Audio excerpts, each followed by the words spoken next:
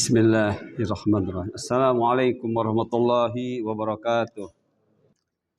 Innal hamdalillah nahmaduhu wa nasta'inuhu wa nastaghfiruh wa na'udzu billahi min shururi anfusina wa min sayyiati a'malina. May yahdihillahu fala mudilla lahu wa may yudlil fala hadiyalah. Asyhadu an la ilaha illallah wahdahu la syarika lah wa asyhadu anna Muhammadan abduhu wa rasuluh. Ya ayyuhalladzina amanu taqullaha haqqa tuqatih wa la tamutunna illa wa antum muslimun. Ya ayyuhan nasu taqu rabbakumul ladzi khalaqakum min nafsin wahidah wa khalaqa minha zawjaha wa batha minhuma rijalan katsiran wa nisaa'a wattaqullaha alladzi tasaaluna bihi wal arham innallaha kana 'alaikum raqiba. Ya ayyuhalladzina amanu taqullaha wa qulu qawlan sadida yuslih lakum a'malakum wa yaghfir lakum dhunubakum wa may yuti'illaha wa rasulahu faqad faza fawzan 'azima. Amma ba'du fa inna asdaqal hadis kitabullah wa khairal hadi hadi Muhammad sallallahu alaihi wasallam wa syarral umuri muhdatsatuha wa kullu muhdatsatin bid'ah wa kullu bid'atin dhalalah wa kullu dhalalatin finnar. Ikhwah fillah rahimakumullah, saudaraku yang senantiasa dalam rahmat Allah. Alhamdulillah pada pagi hari ini kita diberikan kemudahan oleh Allah untuk bisa kembali hadir di majlis ilmu.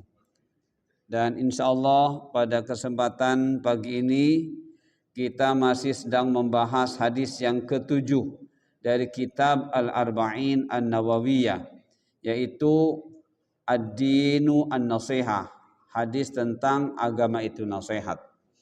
Alhamdulillah kita sudah mengetahui ketika kita berbicara agama itu nasihat, maka kita dibimbing oleh Allah untuk memahami apa itu agama dan apa itu nasihat. Ketika bicara agama, jangan lupa adalah bahwa kita bicara tentang jaza wal amal. Jaza wal amal, balasan dan perbuatan. Itulah agama.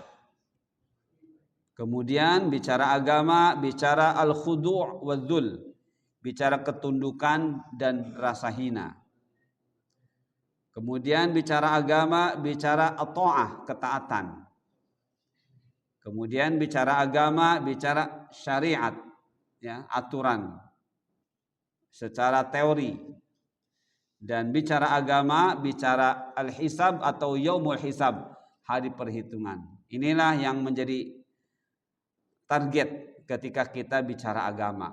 Ketika kita tidak paham dari minimalnya 5 poin ini, atau 5 perkara ini, dijamin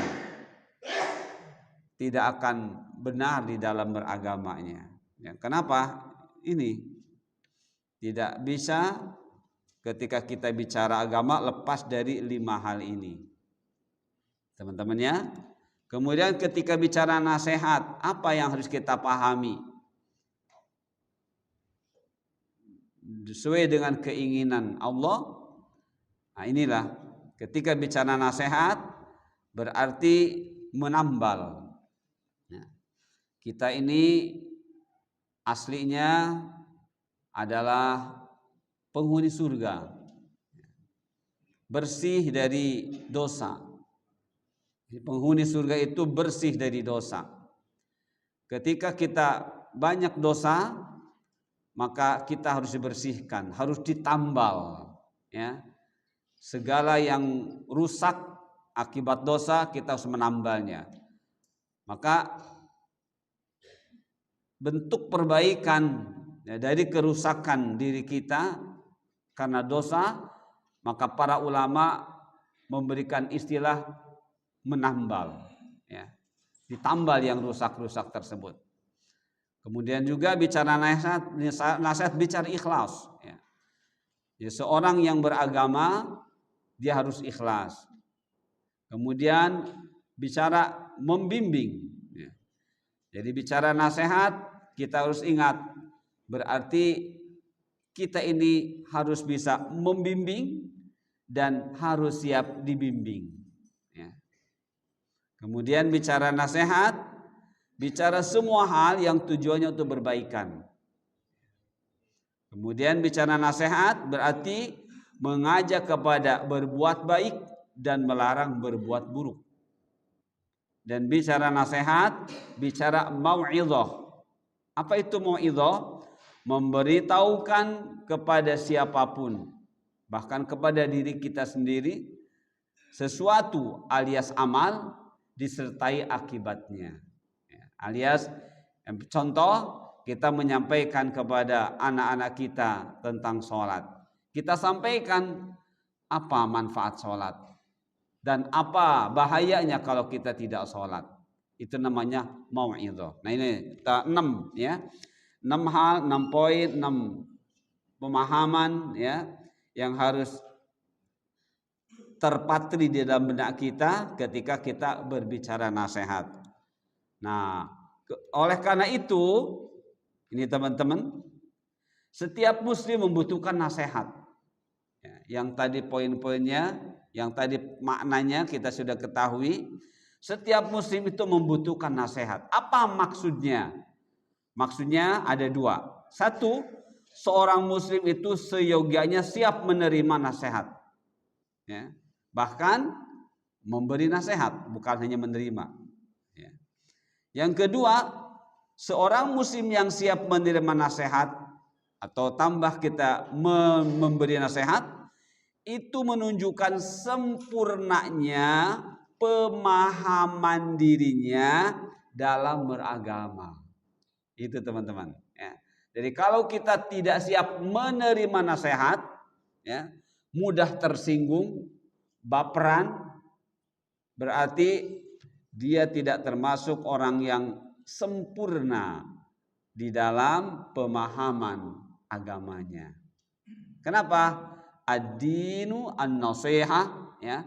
Kata nasihat sama-sama menggunakan alif lam, ma'rifat, ya. Padahal hukum asal jumlah ismiyah itu mubtada khobar. Khobar itu biasanya nakiroh. Ya. Ketika khobar menggunakan seperti mubtada yaitu ma'rifat menggunakan alif lam, ad-dinu an-nasihah itu bimakna lil hasr. Ya, dengan menggunakan alif lam ma'rifat pada khobar tersebut, maka kata para ulama menunjukkan hasr. Ya. Hasr itu ada yang memaknai khusus, ikhtisas, ada yang memaknai bahwa nafyu hukmi al-madhkur, menghilangkan hukum ghair madhkur selain yang disebut. Ya. Jadi ada yang memaknai hasr itu khusus, ya. Ada yang memaknai lebih ini lagi, nafyu ghair madhkur, ya, menghilangkan selain yang disebut. Berarti apa maksudnya? Ketika bicara din, bicara sepenuhnya nasihat. Berarti kata-kata nasihat itu seakan tidak ada pada yang lainnya, hanya ada pada din.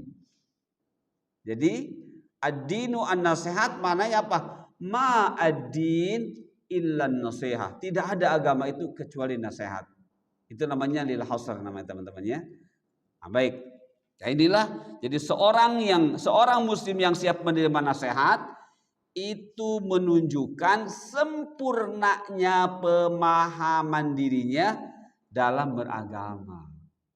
Kalau kata Imam Ahmad menyampaikan min qillati fiqhi rajulin ayyuqallida dinahu ar-rijal.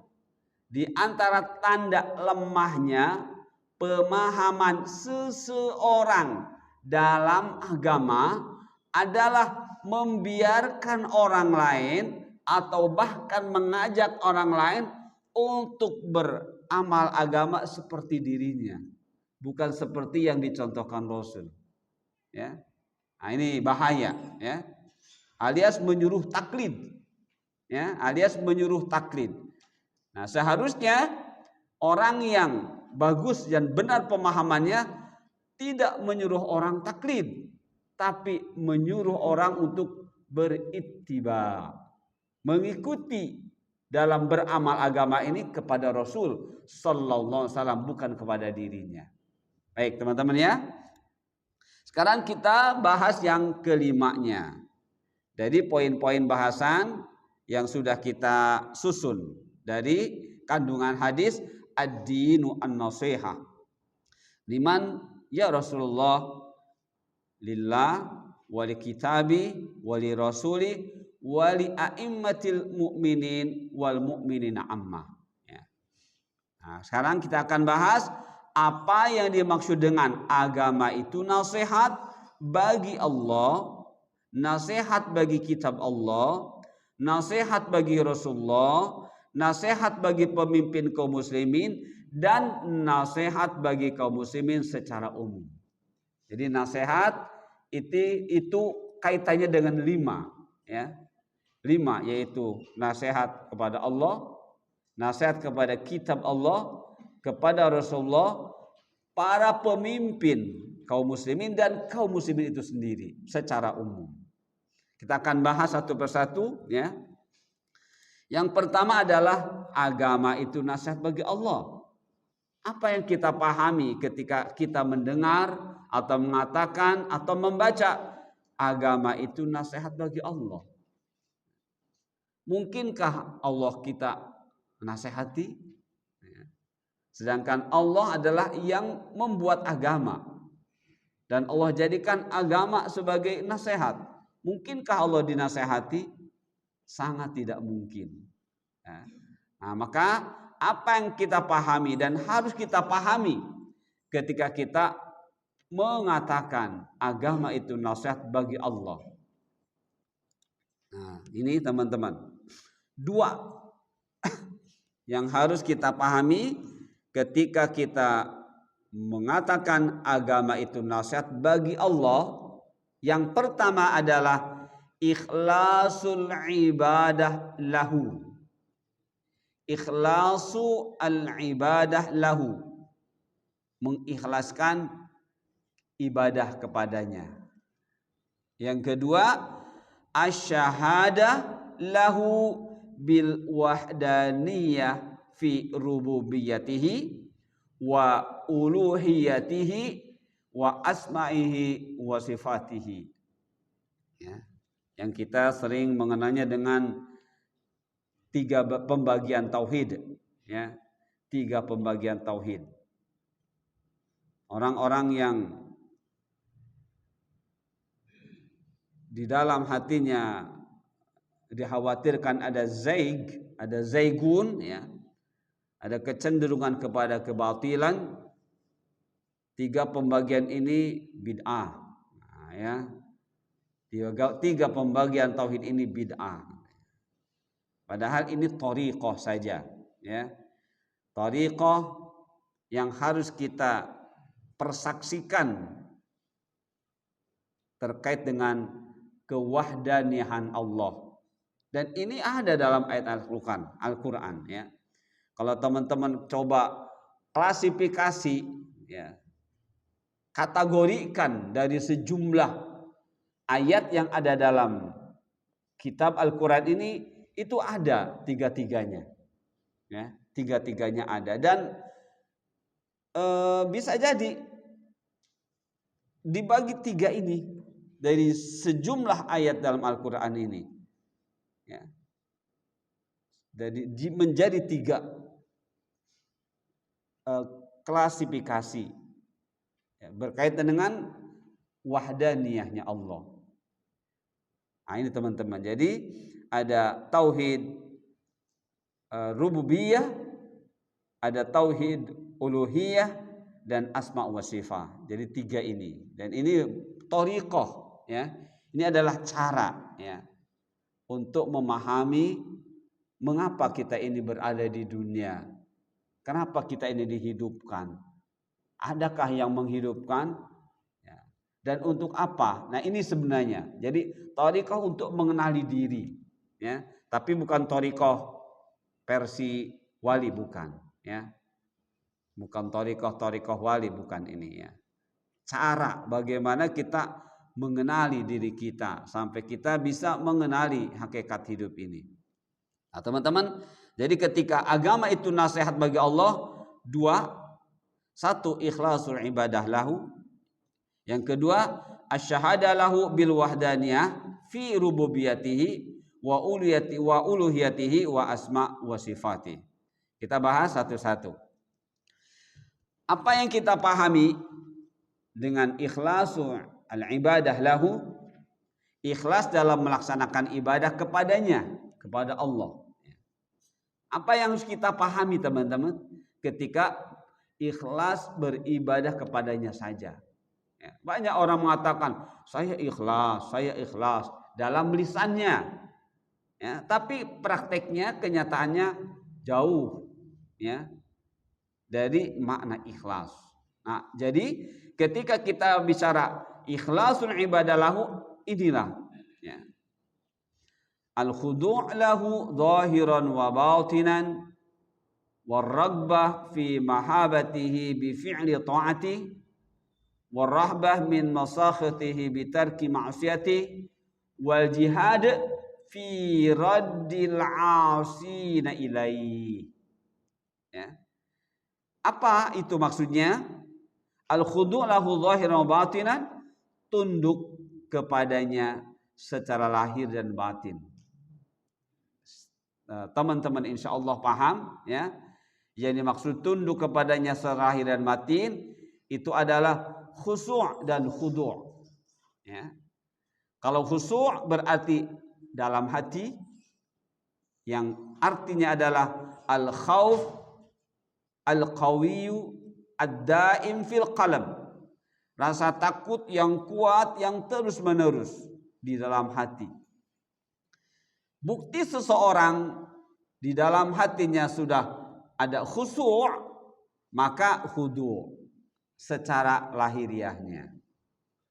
Ya, jadi khudu' adalah lahiriah, khusu' batiniahnya.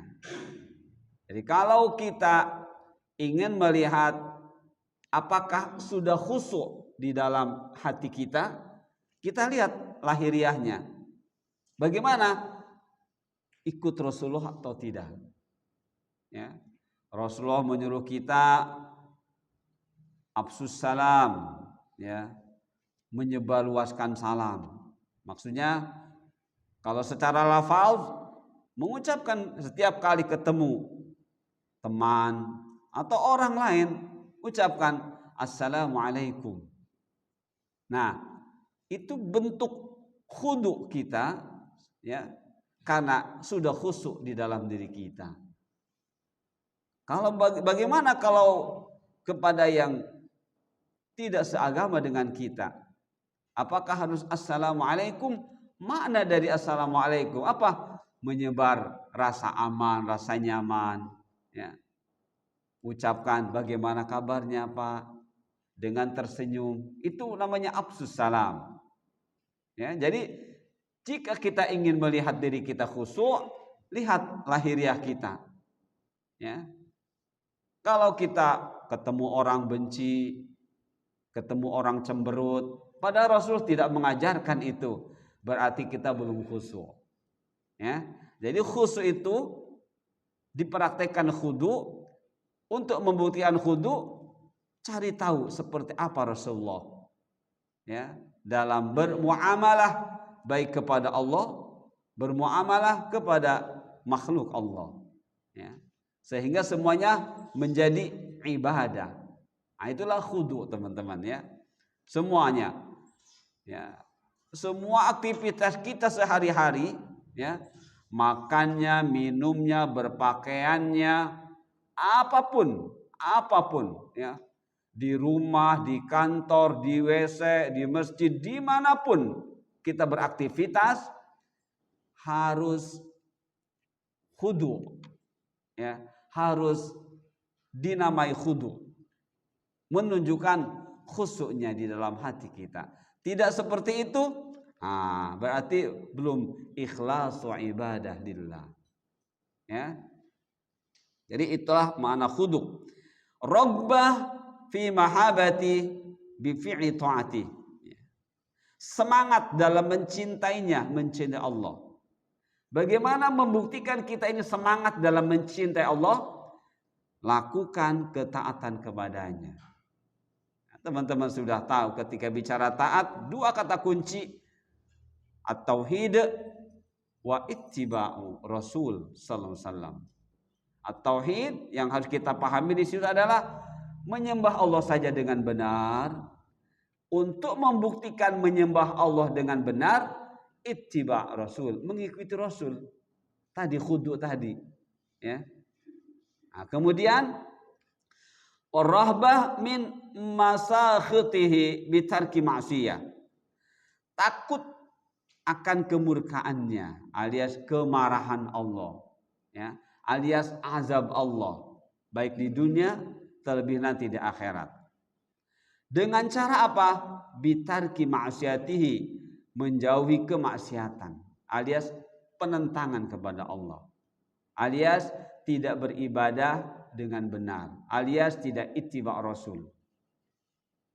Kemudian wal jihad fi raddil 'asin ilai, adalah terus berjuang dalam menghadapi orang-orang yang menentang Allah. Ya.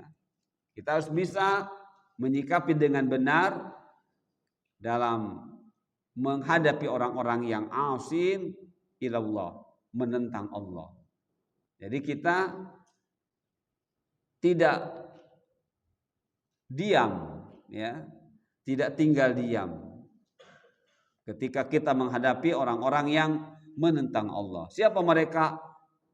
Orang kafir, orang munafik, ya, yang dari kemunafikan ini lahir amal-amal lahiriah kebid'ahan, ya. Kalau amal hatinya adalah kemunafikan, penentangan, ya, secara batin. Dibuktikan dengan amal-amal ibadah yang menurut mereka adalah ibadah, tapi menurut syariat adalah kebid'ahan. Nah, itulah al-asin, orang-orang yang menjadi target kita untuk bisa menentangnya. Nah, ketika kita melakukan hal-hal yang tadi kita sebut, berarti kita sudah masuk ke dalam al-mukhlisin lahu bil ibadah. Kita ikhlas beribadah kepadanya. Nah, baik. Untuk mempertegas, hadis ini mengcover yang tadi kita sebutkan, ya. Al-khudu' batin wa zahir, kemudian ar-raghbah fi mahabbatihi, ya, bi fi'li ta'atihi, kemudian war-rahbah min masakhatihi bi tarkil ma'siyah. Ini semuanya ada dalam hadis ini, teman-teman, ya. Dalam hadis kullu ummati yadkhulunal jannah illa man aba. Qalu ya Rasulullah wa man ya'ba? Qala man ata'ani dakhalal jannah wa man asani faqad aba. Ya. Jadi yang tadi kita bahas ini semua terkandung dalam hadis ini. Berarti kalau teman-teman sudah hafal, alhamdulillah, ya. Jadi penjabarannya yang tadi, ya. Penjabarannya adalah kita diperintah oleh Allah untuk memiliki khudu'. Berarti kita disuruh khusyuk, ya. Kemudian kita disuruh raghbah fi mahabbati, semangat dalam mencintainya. Bagaimana caranya? Bi fi'li ta'at, dengan melakukan ketaatan-ketaatan. Ar-rahbah min masakhitihi, kita lari dari Allah karena takut, kita lari menuju Allah ya, karena takut kemurkaannya. Jadi kalau kita takut kepada Allah bukan menjauhi Allah, tapi harus mendekati Allah. Lain kalau kita takut kepada selain Allah, harus kita jauhi ya. Tapi takut kepada Allah justru harus mendekati Allah. Nah, itu namanya rahbah min masakhitihi bitarkil ma'siyah. Takut kepada Allah jangan menjauh, tapi dekati Allah. Dengan bagaimana? Bitarkil ma'siyatihi, jauhi kemaksiatannya. Nah, jadi teman-teman, ini kullu ummati, setiap umatku ya. Jadi Rasul memerinci, bukan langsung dikatakan jami', tapi kullu, semuanya dengan menggunakan kata kul. Jadi dirinci satu persatu ya. Kullu ummati, setiap umatku, alias setiap dari umatku, alias setiap orang dari umatku, yadkhulul jannah, semuanya masuk surga ya. Illa man aba, kecuali yang enggan, kecuali yang tidak mau. Ternyata ada ya. Ternyata Rasul menyampaikan akan ada dari umat Rasul ini yang justru tidak mau masuk surga. Nah, mudah-mudahan bukan kita ya. Mudah-mudahan yang enggan ini, mudah-mudahan yang tidak mau masuk surga ini, mudah-mudahan bukan kita ya. Tapi justru kita adalah yang merindukan surga ya. Qalu, para sahabat bertanya, sahabat pun heran, kok ada dari umat Rasul yang tidak mau masuk surga ya. Maka sahabat, bentuk kepenasarannya diungkap dengan bentuk pertanyaan, wa may ya'ba, siapa yang enggan wahai Rasulullah? Rasul menjawab, man ata'ani, barang siapa yang mentaatiku, alias ittiba ya, alias ittiba, mengikuti Rasul dengan ilmu ya.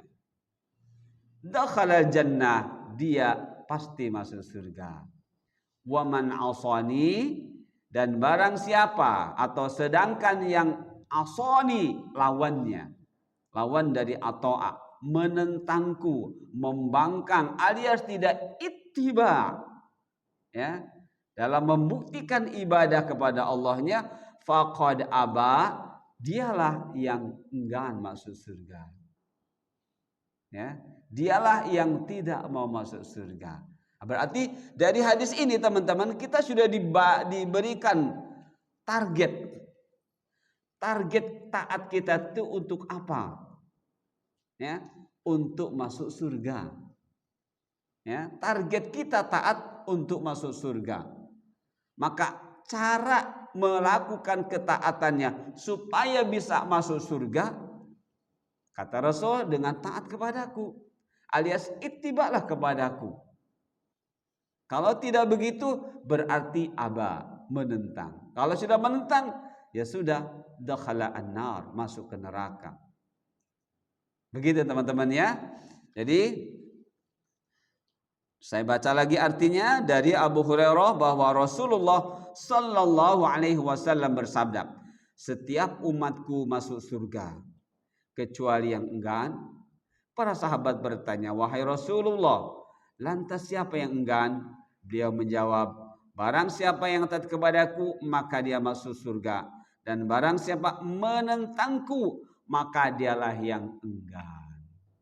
Baik, sebagai gambaran untuk kesimpulan, jadi target kita dalam beribadah ini masuk surga.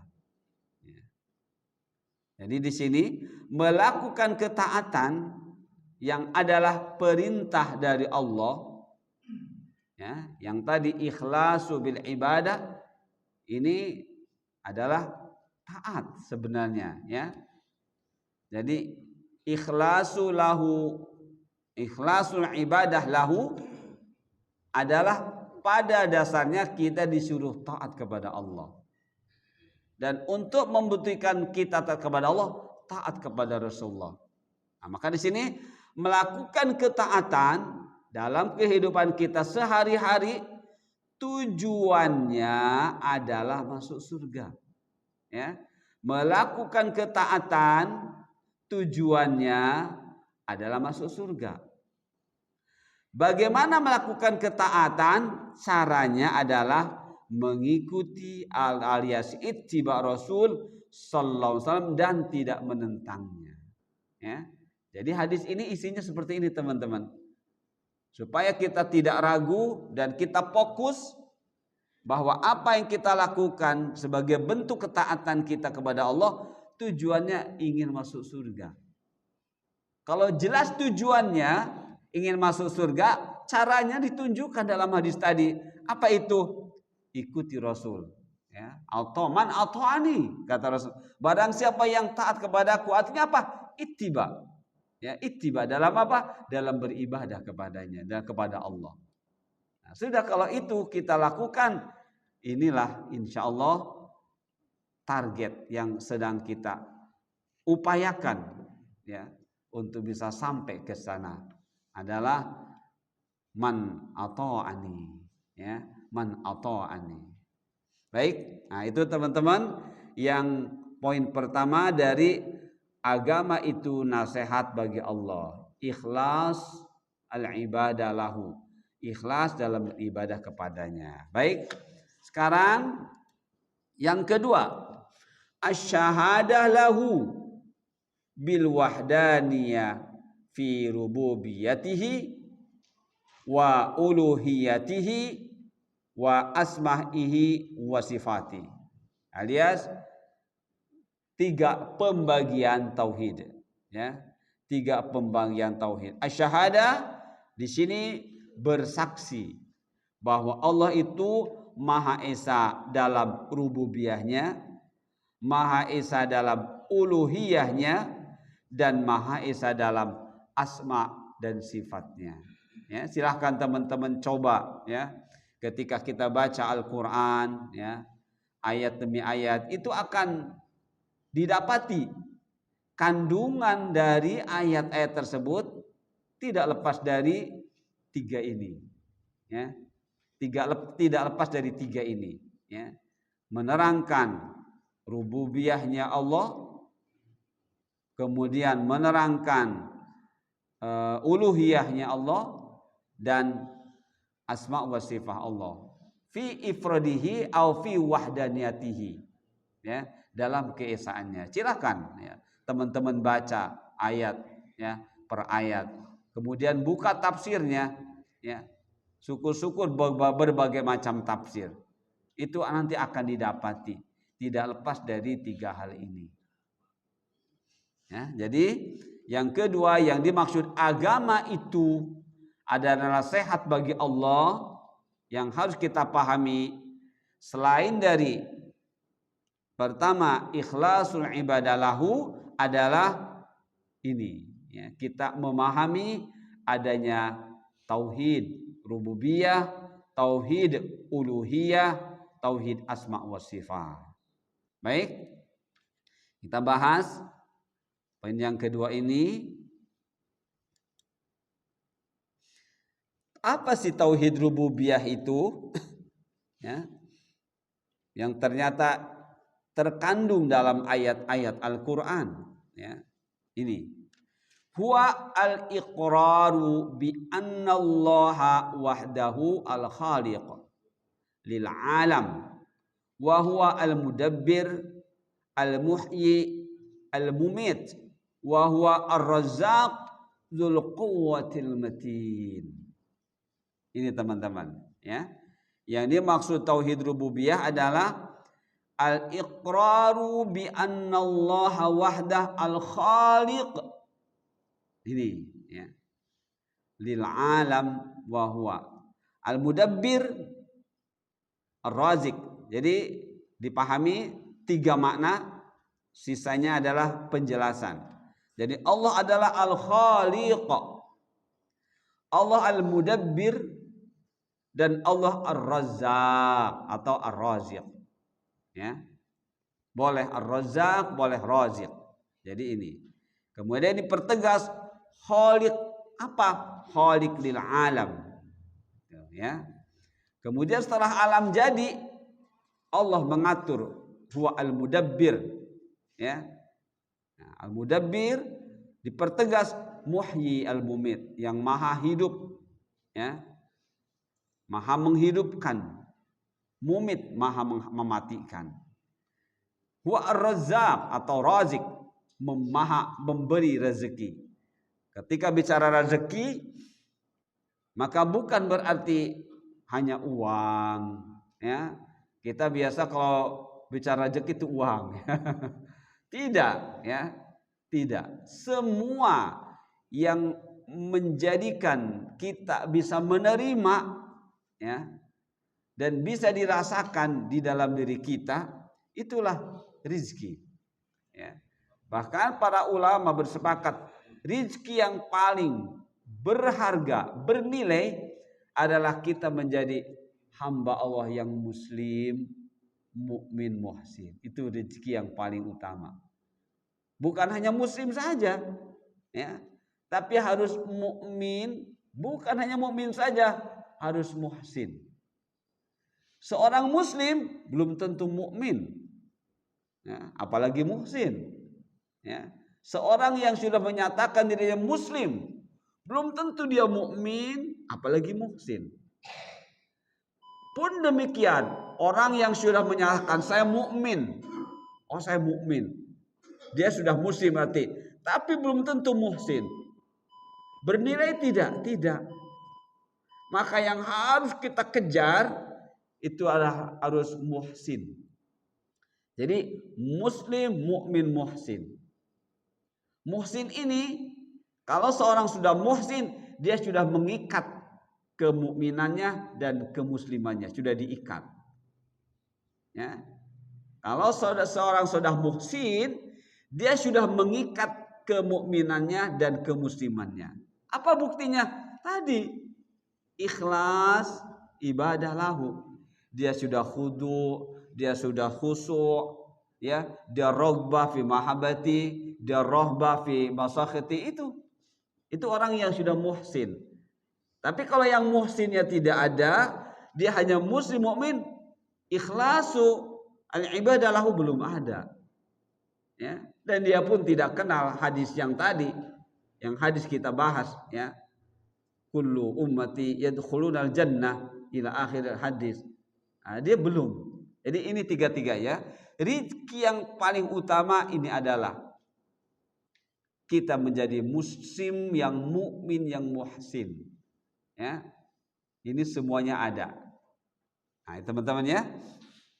Jadi ketika bicara razak, bukan hanya uang, bukan hanya berupa material saja yang nampak, tapi yang tidak nampak, ruhaniyah, itu harus ada.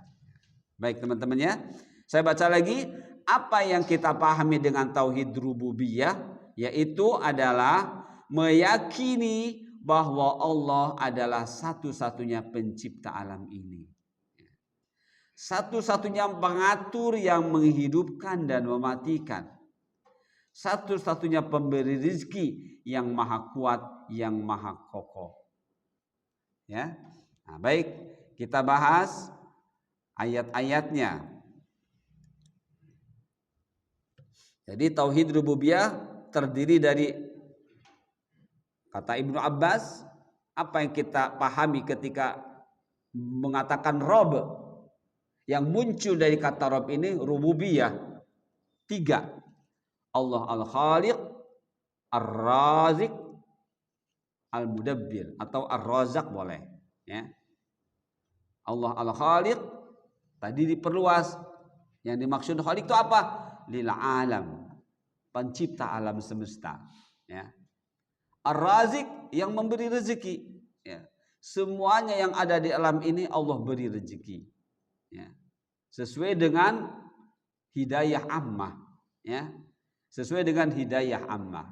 Selalu ingat teman-temannya, hidayah ada hidayah ammah, ada hidayah ilmu yang disebut juga dengan hidayah irsyad, hidayah dalalah, dan hidayah bayan, ya. Dan kemudian yang ketiganya hidayah taufiq, Dan nanti yang keempatnya setelah kematian kita dihidupkan kembali, di sana kita pun akan mendapatkan hidayah ilal jannah wa ilan nar. Nah, teman-teman, jadi kita diciptakan ini enggak lepas dari alam, ya, berada di alam, dan ketika berada di alam Allah berikan petunjuk. Ya, Allah berikan petunjuk. Ya, ada yang petunjuknya hanya sekedar untuk menjaga kelangsungan hidup, seperti selain manusia, hewan-hewan, tumbuh-tumbuhan, semua Allah beri hidayah. Tapi namanya hidayah ammah, ya. Hidayah yang umum, yang hanya tujuannya menjaga kelangsungan hidup. Nah, kita manusia diciptakan spesial oleh Allah, ya. Tidak seperti makhluk-makhluk yang lain. Nah, kespesialan ini makanya tadi Allah beri petunjuk melalui Al-Khaliq ini. Allah ciptakan petunjuk khusus untuk manusia adalah hidayah al-ilmu tadi, ya, yang disebut dengan hidayah juga hidayah bayan, irsyad dan dalalah. Nah, belum selesai, Allah berikan lagi hidayah taufiq. Apa itu? Praktek dari ilmu, ya. Praktek dari ilmu, hidayah taufik. Nah, sudah dilakukan semuanya, tinggal menunggu satu hidayah lagi nanti di akhirat. Apakah kita akan mendapatkan dari Allah hidayah ilal jannah atau ilan nar? Nah, ya teman-teman, di sini tiga-tiganya ini baik Al-Khaliq, Ar-Razik, Al-Mudabbir saling, ya, saling berkolaborasi, tidak bisa dipisah-pisahkan. Nah, makanya ketika bicara tauhid rububiyah atau ketika kita membaca Rob, kata-kata Rob ini yang harus kita pahami teman-teman. Ya, jadi dari kata Rob muncul rububiyah. Yang kita pahami ternyata ini menjadi bagian dari tiga bagian tauhid. Ya, tauhid rububiyah. Baik, kita lihat ayat-ayatnya. A'udzu billahi minasyaitonir rajim. Wala in sa'altahum man khalaqas samawati wal ard wa sakhkhara asy-syamsa wal qamara la yaqulunna Allah fa anna yufakun. Dan jika engkau bertanya kepada mereka, pada ahlul Quraisy, ahlul Makkah, saat itu Rasulullah, ya, yang mereka menentang Rasulullah, ya, siapa yang menciptakan langit dan bumi dan menundukkan matahari dan menundukkan bulan? Allah sampaikan kepada Rasul, jawaban mereka itu yang ketika engkau ajak mereka menyembah aku, menyembah Allah, tidak mau. Tapi jawaban mereka ketika ditanya siapa yang menciptakan alam ini, menciptakan ini, mereka pasti menjawab Allah. Ya, tidak menjawab selain Allah. Padahal ketika diperintah ibadah, mereka tidak mau. Tapi mereka mengakui ketika ditanya siapa pencipta alam ini, mereka jawab dengan begitu yakin Allah. Nah, dari sinilah tauhid rububiyah. Nah, berarti mereka kenal, ya, secara ilmiah, secara teori mereka mengenal bahwa ada di alam ini yang menciptakannya, ya, atau bahwa alam ini ada penciptanya. Mereka memahami tauhid rububiyah. Mereka tahu adanya tauhid rububiyah, tapi tidak paham. Ya, mereka tahu adanya tauhid rububiyah, tapi tidak paham. Tidak paham. Ya, apa tujuannya adanya tauhid rububiyah tersebut? Jadi mereka tahu alam ini ada menciptakan, bahkan diri mereka pun mereka tahu, tapi tidak tahu tujuan diciptakannya alam ini. Nah, makanya thariqah untuk memahami kenapa alam diciptakan ini, maka diklasifikasikanlah dengan tiga istilah tauhid rububiyah, uluhiyah, asma wa sifat. Ya, jadi tujuannya itu teman-teman. Ya. Nah, orang-orang kafir Quraisy saat itu tahu, mengenal siapa yang menciptakan ini. Ada yang menciptakan tapi tidak paham. Ya, tidak paham. Makanya kita alhamdulillah. Ya, jadi tauhid rububiyah ini sebenarnya lahir dari sejak zaman Rasulullah. Ya. Bukan seperti yang kita lihat bahwa ini adalah dibuat oleh Ibnu Taimiyah. Sebenarnya tidak. Ya, tidak. Tidak, tapi sudah ada sejak zaman Rasulullah sallallahu alaihi wasallam. Sebagaimana adanya ilmu-ilmu yang sekarang kita pahami, ada ilmu nahu, ada usul fikih, ada ilmu fikih, ada berbagai macam disiplin ilmu sudah ada. Hanya baru dinampakkan, atau baru nampak, atau baru kita pahami setelah Rasul tidak ada. Ya. Kenapa? Allah bimbing di antara hamba-hambanya untuk bisa mendapatkan itu. Apa buktinya? Kata Abdullah ibn Mas'ud. Ya, teman-teman masih ingat? Iqra'u Al-Quran. Kata beliau, bacalah Al-Quran ini. Baca. Fa inna fihi, karena sesungguhnya di dalam Al-Quran ini ulumal awwalina wal akhirin. Kata beliau begitu. Karena sesungguhnya di dalam Al-Quran ini terdapat ulum. Ulum itu jama dari ilmu. Terdapat ilmu-ilmu orang-orang yang terdahulu, wal akhirin, dan orang-orang yang akan datang.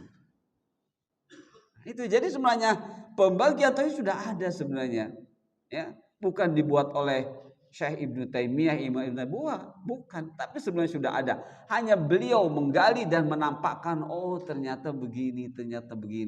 Dan tidak menutup kemungkinan buat teman-teman pun ketika terus tekun bisa mendapatkan ilmu yang lain, ya, bisa mendapatkan disiplin ilmu yang lain, teman-teman ya. Jadi, dan jika engkau bertanya kepada mereka, kepada orang-orang ahli Mekah yang mereka tidak mau ikut Rasulullah, jika ditanyakan kepada mereka siapa yang menciptakan alam ini, langit dan bumi semuanya, mereka akan jawab dengan lantang, dengan pasti, kata Allah. Nah, dari mana kita mengetahui pastinya? Dari huruf lam. Ya. La yakun, jangan dibaca panjang, baca pendek. La yakulunna dan nun, taukid tsaqilah. Ini menunjukkan pasti mereka akan menjawab seperti itu. Berarti apa? Mereka tahu, tapi tidak tahu tujuannya, ya, tidak paham tujuannya. Baik, ini ayat yang pertama, surah Al-Ankabut ayat 31. Yang ke-63, wala in sa'altahum man nazzala minas samaa'i maa'a fa ahya bihil arda min ba'di mautiha. Sama di sini juga, la yakulunnallaha, mereka pasti mengatakan Allah. Ya. Qulil hamdulillah bal aktsaruhum la ya'qilun. Ini la ya'qilun, la yafham. Ya. Jadi la ya'qilun itu la yafham. Ya. Jadi target kita dalam ilmu itu harus sampai paham, teman-teman. Maka Allah menggunakan liyatafaqahu fiddin, agar mereka sampai ke titik paham. Nah, dengan sampai ke titik paham, beramal dengan benar, itulah hidayah taufik. Ya, hidayah taufik itu menandakan sudah paham, maka dipraktekkan. Tapi prakteknya pun benar, bukan praktek yang salah. Ya, makanya urut-urutannya akal. Akal adalah sebutan untuk hati secara rohani ketika hati sudah berisi ilmu yang benar pemahamannya dari sumbernya syariat Allah, yaitu Al-Quran, hadis. Kalau tidak dipahami, tidak dipelajari dengan benar sampai paham, sampai Allah menyebutnya ulul albab, sampai Allah menyebutnya ya'qilun. Nah, kalau tidak seperti itu, belum disebut dengan pemahaman yang benar. Ya. Nah, jadi sampai ini teman-teman. Dan jika kamu bertanya kepada mereka, siapakah yang menurunkan air dari langit? Lalu dengan air itu dihidupkannya bumi yang sudah mati, pasti mereka menjawab, Allah. Ya. Katakanlah segala puji bagi Allah, tetapi kebanyakan mereka tidak mengetahui. Di sini diartikan mengetahui. Kalau menurut kata ya'kilun itu yafham. Ya, yafham. Ya, yafham. Yafham berarti sudah titik terakhir untuk kita beramal secara benar. Ya. Kata lainnya yafqahun, ya'kilun, yafqahun, seperti itu. Kemudian Surah Al-Baqarah ayat 21 dan 2. Ya ayyuhan nasu ubudu rabbakumul ladzi khalaqakum walladzina min qablikum la'allakum tattaqun. Alladzi ja'ala lakumul arda firasyan was samaa'a binaa'a وأنزل من السماء ماء فأخرج به من الثمرات رزقا لكم فلا تجعلوا لله أندادا وأنتم تعلمون. Wahai manusia, sembahlah Tuhanmu, yaitu Allah yang telah menciptakanmu, menciptakan kamu dan orang-orang sebelum kamu agar kamu bertakwa. Dialah yang menjadikan bumi sebagai hamparan bagimu dan langit sebagai atap. Dan dialah yang menurunkan air hujan dari langit, lalu dia hasilkan dengan air hujan itu buah-buahan sebagai rizki untukmu. Karena itu janganlah kamu mengadakan tandingan-tandingan bagi Allah padahal kamu mengetahui. Dari ayat ini sudah mulai Allah berikan ilmu, ya, alias hidayah irsyad, hidayah bayan, dalalah, bahwa Allah menciptakanmu wahai manusia ini u'budu, untuk beribadah, untuk mengenal uluhiyah, tauhid uluhiyah. Jadi dalam ayat ini ada tauhid rububiyah, uluhiyah. Asma wa sifat ada tidak? Ada sebenarnya, ya. Di sini rizqon, maknanya di Ar-Razzaq. Jadi dari ayat ini sudah 3 tauhid rububiyah, teman-teman. Tauhid, ya, ada tauhid rububiyahnya, uluhiyah, asma wa sifatnya sudah ada di sini, ya. Nah, seperti itu. Kemudian dikit lagi, apa hasibtum annama khalaqnakum abathan wa annakum ilaina la turja'un. Fata'ala Allahul Malikul Haq, la ilaha illahu Rabbul Arsyil Karim. Maka apakah kamu mengira bahwa kami menciptakan kamu main-main, ya, alias tanpa ada maksud, dan bahwa kamu tidak akan dikembalikan kepada kami? Maka maha tinggi Allah, Raja yang sebenarnya. Tidak ada Tuhan yang berhak disembah selain Dia, Tuhan yang memiliki arsy yang mulia. Ini sudah di dalam ayat ini sudah 3. Tauhid rububiyahnya, uluhiyahnya, asma wa sifatnya. Nah, ini coba aja teman-teman pelajari ayat demi ayat. Itu kandungannya ada yang ayat mungkin rububiyahnya saja, ada uluhiyahnya saja, ada 3-tiganya. Jadi tidak lepas dari pembagian tauhid tadi. Jadi sekali lagi, ini kalau ditanya, wah ini Ibnu Taimiyah, bukan. Ayat sudah menerangkan seperti itu, ya. Hanya beliaulah seakan-akan yang memperjelas, mempertegas. Nah, baik teman-teman, waktunya tidak cukup.